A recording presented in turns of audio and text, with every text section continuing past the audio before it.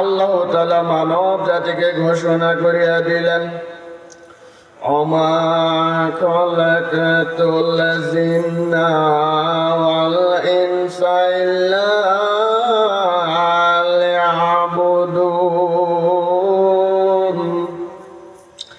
আল্লাহ তাআলা মানব জাতিকে ঘোষণা করিয়া দিলেন, এই দুনিয়ার বুকে আমি জিন এবং মানব জাতিকে শুধুমাত্র কেবলমাত্র আমার ইবাদত বন্দেগী করার জন্য সৃষ্টি করেছি। জোরে জোরে বলেন সুবহানাল্লাহ। এই দুনিয়ার বুকে আমরা এক সময় ছিলাম না। মহান আল্লাহ তাআলার অশেষ মেহেরবানিতে কবর জগতে চলে যেতে হবে। এরপর আল্লাহ তাআলা আমাকে আপনাকে কবরে থেকে উঠিয়ে মহান আল্লাহ তাআলাকে আল্লাহর আদালতে জবাবদিহি করা লাগবে। কথা বলেন ঠিক কিনা? আল্লাহ তাআলার আদালতে আমি আপনি যদি জবাবদিহি করতে পারি, আল্লাহর আদালতে যদি আমি আপনি পাশ করতে পারি, আশা করা যায় আল্লাহ তাআলা আমার আপনার জন্য কবর জগৎটা জান্নাতের উসিলা করে দিবেন। জোরে জোরে বলেন সুবহানাল্লাহ। এই কারণে ভাই, দুনিয়ার বুকে আমরা কত ধরনের আদালত ব্যবহার করি। কথা বলেন ঠিক কিনা? এই দুনিয়ার বুকে আমরা কত ধরনের আদালত ব্যবহার করি, কত ধরনের কাঠগড়াই ব্যবহার করি। মায়ের আদালত, সমাজের আদালত, রাষ্ট্রের আদালত। কখনো কি একটু চিন্তা করেছেন মহান আল্লাহ তাআলার আদালতে আমাকে আপনাকে জবাবদিহি করা লাগবে? কথা বলেন ঠিক কিনা? প্রত্যেক জিন এবং মানব জাতিকে একদিন না একদিন মৃত্যুর স্বাদ গ্রহণ করতেই হবে। আল্লাহ তাআলা মানব জাতিকে ঘোষণা করিয়া দিলেন, মিনহা খলাকনাকুম ওয়া ফীহা নুঈদুকুম ওয়া মিনহা নুখরিজুকুম তারাতান উখরা। জোরে জোরে বলেন সুবহানাল্লাহ। এই আয়াতের আল্লাহ তাআলা মানব জাতিকে ঘোষণা করিয়া দিলেন, এই মাটি দ্বারা আমি মানব জাতিকে সৃষ্টি করিয়াছি, এই মাটিটাই আমি মানব জাতিকে ফিরে আনবো। এরপর মহান আল্লাহ তাআলা মানব জাতিকে ঘোষণা করিয়া দিলেন, এই মাটি হইতে আমি মানব জাতিকে পুনরায় বের করে আনবো। এর মানে বোঝা গেল, এই দুনিয়ার বুকে আমরা অল্প কিছুদিন হায়াত দিয়া 40, 50, 60 বছর হায়াত দিয়ে আল্লাহ তাআলাকে আমাকে আপনাকে দুনিয়ার বুকে পাঠাইছেন। নির্দিষ্ট একটা পরীক্ষা করেই আল্লাহ তাআলা দুনিয়ার বুকে পাঠাইছেন। কথা বলেন ঠিক কিনা? এই কারণে আল্লাহ তাআলার কাছে বেশি বেশি নামাজ পড়া লাগবে। এই দুনিয়ার আদালতে যদি কোনো অন্যায় কাজ করেন, আমরা তো ঘুষ দিয়ে বিভিন্ন ভাবে সমাধান করি। কথা বলেন ঠিক কিনা? এই দুনিয়ার বুকে আপনি যদি অন্য কোনো অন্যায় কাজ করেন, আমরা ঘুষ দিয়ে সমাধান করি। কখনো কি চিন্তা করেছেন মহান আল্লাহ তাআলার আদালতে আমাকে আপনাকে জবাবদিহি করা লাগবে? সেই মহান আল্লাহ তাআলার আদালতে ঘুষ দিয়ে চলবে? মহান আল্লাহ তাআলার আদালতে ঘুষ দিয়ে চলবে?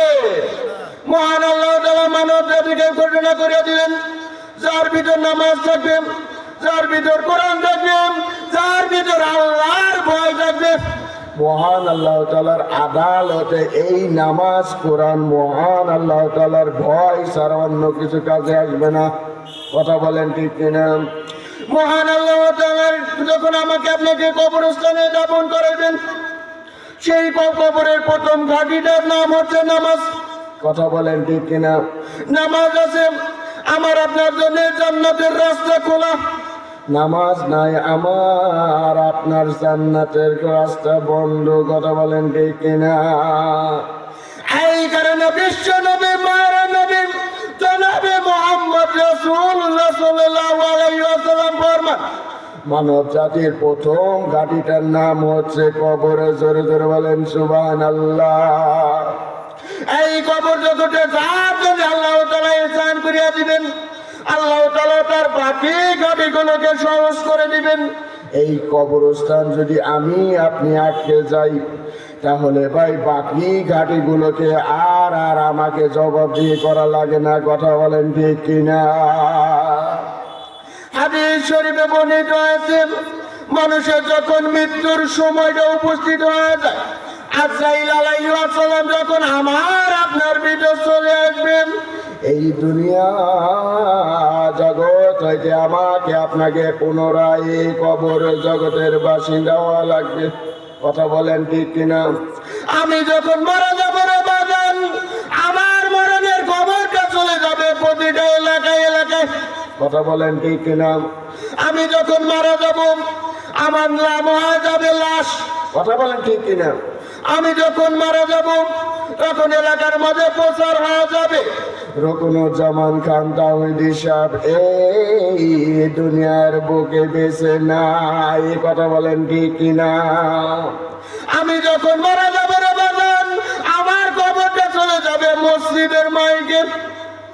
এইভাবে আমি যখন মারা যাব, মারা যাওয়ার সাথে সাথে অনেকেই চিন্তা করতে থাকবে কিভাবে লাশটা ধোয়ানো যায়। অনেকেই চিন্তা করতে থাকবে কিভাবে কবর খনন করা যায়। অনেকেই চিন্তা করতে থাকবেন কিভাবে কাপড় চোপড় কেনা যায়। অনেকেই চিন্তা করতে থাকবে কিভাবে এই মাইয়াকে কবরস্থানের দিকে নিয়ে যাওয়া যায়। কথা বলেন ঠিক কিনা?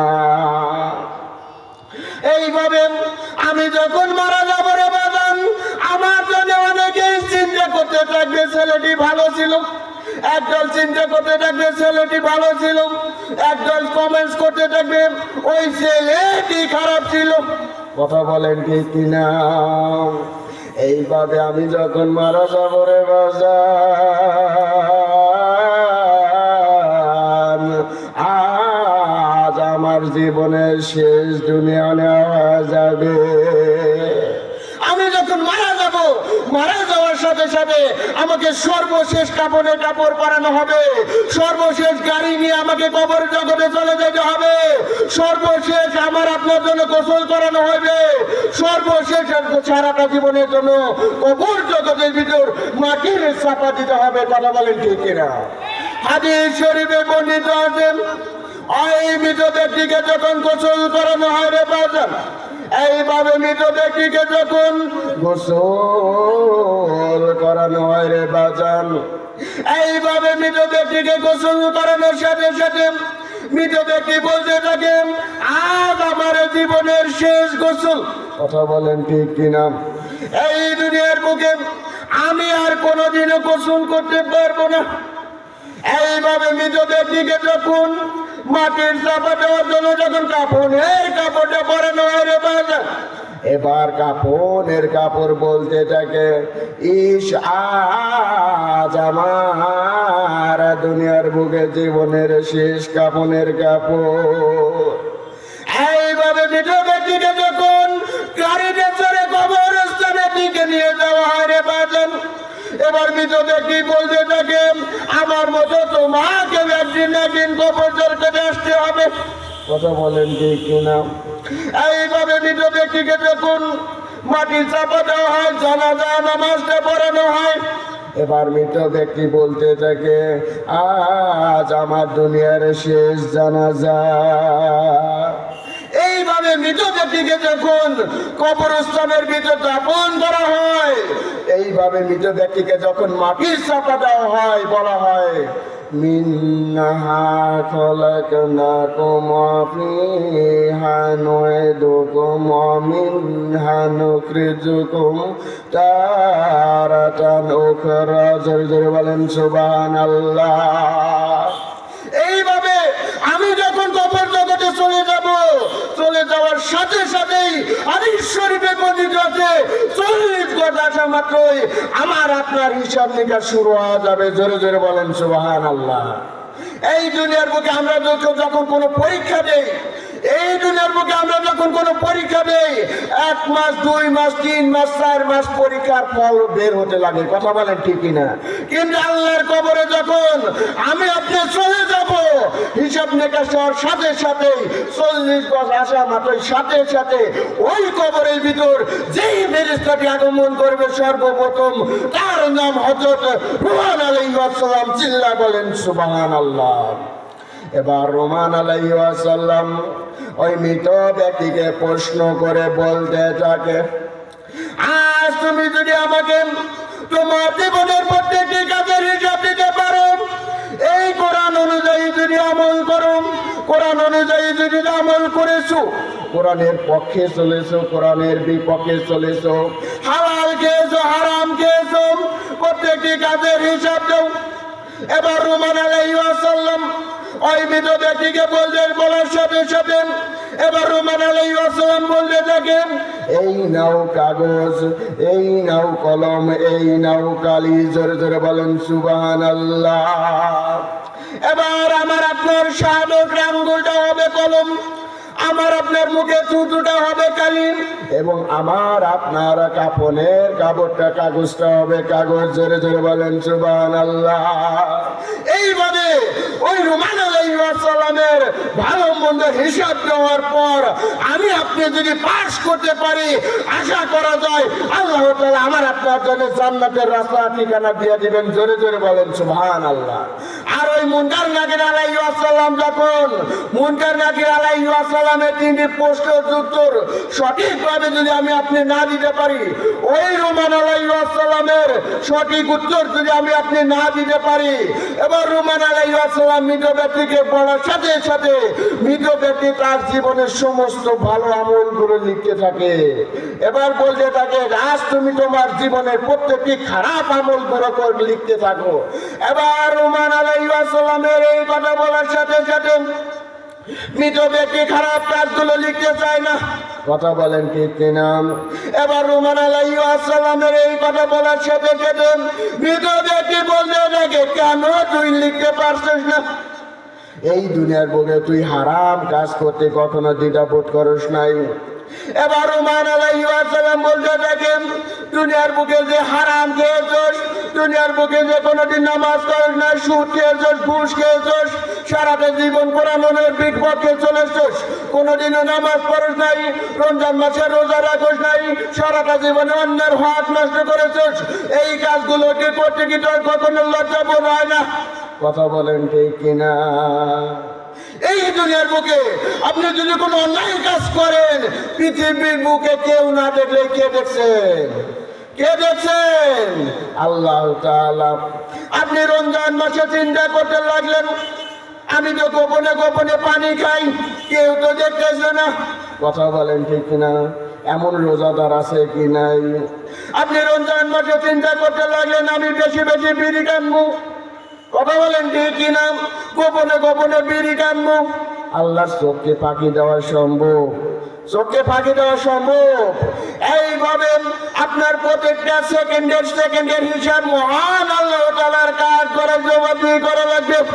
কথা বলেন ঠিক কিনা? এই কারণে আমি সমস্ত মুসলমান মা এবং ভাই বোনদেরকে বলতে চাই, ওই কাল কিয়ামতের ময়দানে আমার আপনার জন্য কঠিন কঠিন ভাবে হিসাব দিতে হবে। ইন্নী জাইলুন ফিল আরদি খলিফা। জোরে জোরে বলেন সুবহানাল্লাহ। আল্লাহ তাআলা মানব জাতিকে ঘোষণা করিয়া দিলেন, আল্লাহ তাআলা যখন মানব জাতিকে ঘোষণা করিয়া দিলেন, দুনিয়ার বুকে আমি মানব জাতি সৃষ্টি করেছি একমাত্র তার ইবাদত বন্দেগী করার জন্যই। এই কারণে আদম আলাইহিস সালাম থেকে আল্লাহ তাআলা আমাকে আপনাকে দুনিয়ার বুকে পাঠিয়েছেন। কথা বলেন ঠিক কিনা? আল্লাহ তাআলা আদম আলাইহিস সালামকে যদি সৃষ্টি না করতেন, আল্লাহ তাআলা যদি আদম আলাইহিস সালামের কাছে সৃষ্টি না করতেন, এই দুনিয়ার বুকে আমি আপনি আসতে পারতাম না। পারতাম দুনিয়ার বুকে আসতে? এই কারণে আমি সকল মুসলমান ভাইদেরকে বলতে চাই, এই দুনিয়ার বুকে একটু চিন্তা করে দেখেন, আল্লাহর কাজ করায় আমি কিভাবে জবাবদিহি করব? আল্লাহর কাজ করায় আমি কিভাবে জবাবদিহি করব? দুনিয়ার বুকে আমরা মাতা পিতার কাজ করায় দাঁড়িয়েছি, মাতা পিতার আদালতে দাঁড়িয়েছি, সমাজের আদালতে দাঁড়িয়েছি, রাষ্ট্রের আদালতে দাঁড়িয়েছি। একটু চিন্তা করে দেখেন কিভাবে আমি আল্লাহর আদালতে আমি জবাবদিহি করব।